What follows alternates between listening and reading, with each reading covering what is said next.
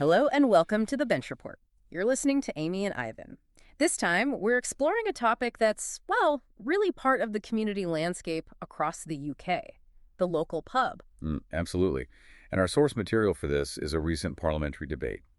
MPs were really getting into the challenges pubs are facing and what support might be out there or what's needed. So our aim is to basically pull out the key points from that debate. What are the struggles? What are the potential fixes? Just to give you a clear picture of what was said. And what jumps out straight away from the debate is this universal feeling among MPs that pubs are, much more than just somewhere to grab a drink. They really hammered home their role as essential community assets. Yeah, that phrase, the heart and soul of towns and villages, seemed to come up quite a bit, didn't it? It's about bringing people together, that social hub. Definitely. But it wasn't only the social aspect. The economic side got a lot of attention, too. Right, the jobs, the money they generate. Exactly. And they had some pretty specific figures in the debate. Apparently, pubs added over $34.4 billion to the UK economy in 2024. Wow, that's huge. It is. And paid over $17.4 billion into tax. Plus, they create local jobs, they support local suppliers, farmers, producers. And then there's that other side, the community aspect you mentioned, tackling loneliness, social isolation. That came through really strongly, providing that sense of belonging. But despite all this value, the debate painted a pretty grim picture of the pressures they're under right now. It sounds like a tough spot economically. It really does. The challenges listed were, well, significant. Coming from all angles, really. You've got rising costs for everything, increasing taxes, those soaring energy bills we all know about, general inflation hitting the bottom line. And on top of that, changes in how people spend their money, maybe going out less, plus still feeling some effects from the lockdowns. That's right. And then specific government policies were mentioned, too, things adding to the burden like higher employer national insurance contributions and business rates. So it's a complex mix of pressures. Very much so. And they shared some worrying stats about the wider hospitality sector, which gives you an idea of what pubs are up against.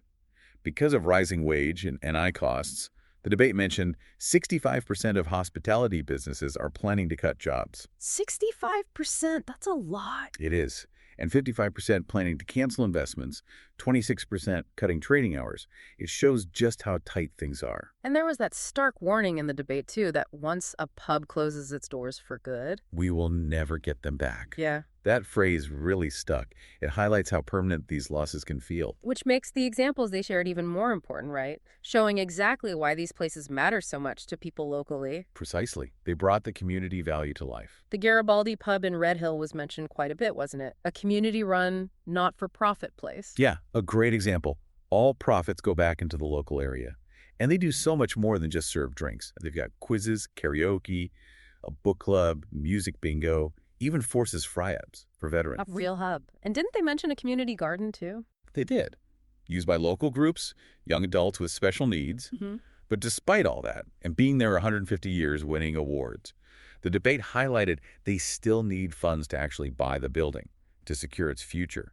Shows the challenge of just owning your own place. And there were other little snapshots, too, showing that variety, like the Royal Oak in Wolverhampton West doing charity work for NHS blood banks. Or the Well House Inn in Mugswell, mentioned for its history, its garden. Even a local ghost story, apparently.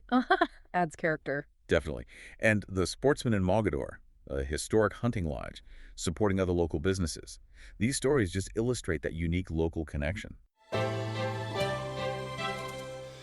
So, given these challenges and the clear value, what support did the debate talk about? What help is there or planned? Well, the Community Ownership Fund, the COF, came up. It had provided quite a bit of funding, over $135 million to hundreds of projects overall. And specifically, $13.7 million helped save 52 pubs. They mentioned examples like the Rectory in Chesterfield. What did they do? Got £300 K to create a wellness space and a community radio station. And the Swan in Tunbridge used £300 K to buy and renovate their pub into a community hub. Okay, so that fund was helping, but the debate noted it's currently closed. That's right, closed for applications now. But looking ahead, the government announced plans for a new right to buy for community assets. What does that mean exactly? The idea is to give communities more power to step in and save important local buildings like pubs if they're under threat or up for sale. But just having the right to buy isn't enough if you don't have the money. Exactly. And that point was made in the debate. Calls for a dedicated fund to sit alongside this new right to buy, to actually help communities finance these purchases. Makes sense. Were other support mechanisms discussed? Any ongoing resources? Yes, they mentioned guidance and tools still available from the old COS support provider on the My Community website. So there's some know-how out there. And there's the bigger $1.5 billion plan for neighborhoods that's targeting funding at 75 specific communities over the next decade.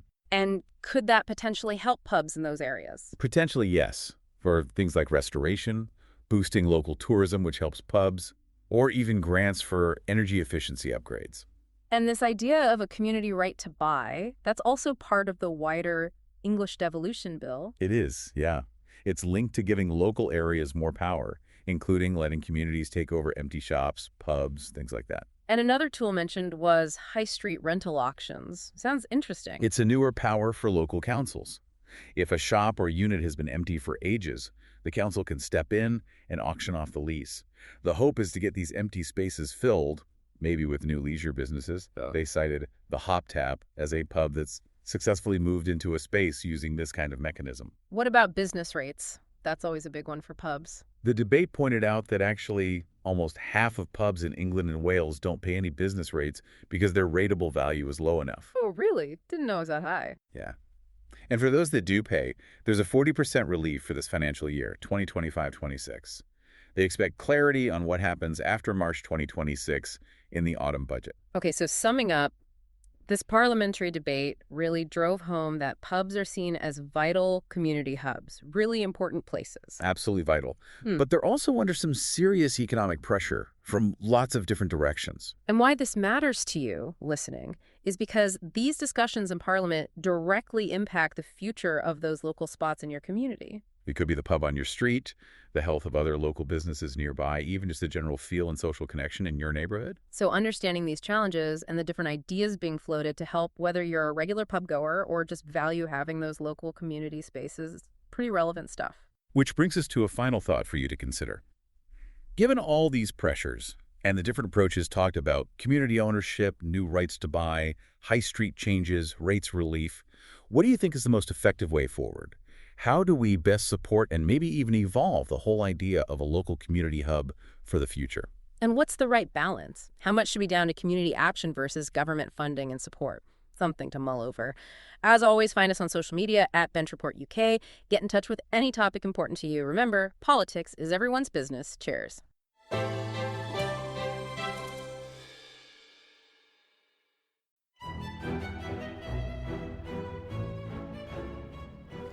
Hello there, this is Tom, the producer of The Bench Report.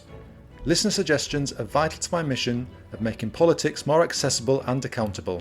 So, if you have an issue that's really important to you, personally or professionally, and want to know what those in power are doing about it, please get in touch via email or via our socials at Bench Report UK. I'll grab another coffee and start scanning those parliamentary archives.